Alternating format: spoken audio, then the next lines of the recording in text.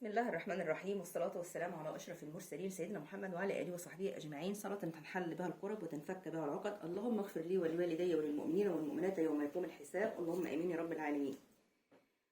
أنا كنت نزلت حلقة قبل كده عن شرب عصير القصب في المنام، فجاني بقى يعني حلم تاني بتقول لي فسري لي معنى إن أنا بمص قصب في المنام.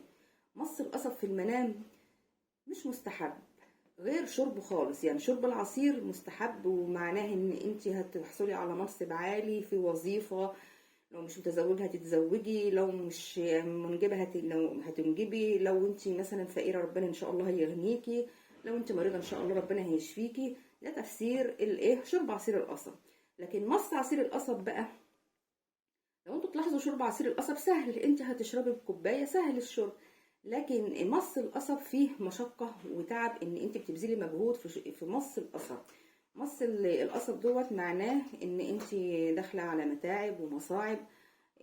فمش بقولك كده عشان خاطر تتضايقي، لا معلش، يعني هو انك طلبت تفسير الحلم فانا بفسره. مص القصب معناه ان انت بتعملي عمل شاق محتاج منك مجهود وبذل فيه يعني كتير. فلو انت مثلا بتشتغلي في الشغل اللي انت بتشتغلي فيه دوت متعب، لو انت مثلا بتشتغلي شغلانه بسيطه مش جايبه دخل كويس، هتضطري ان انت تحسني من شغلتك ديت وتشوفي شغلانه احسن، بس برضه هتبقى متعبه عشان خاطر تدخلك دخل.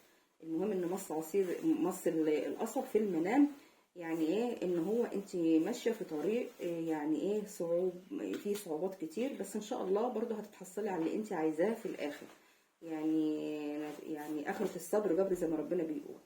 يا رب اكون افدتك في تفسير المنام دوت، واشوفكم في حلقه جايه باذن الله. مع الف سلامه.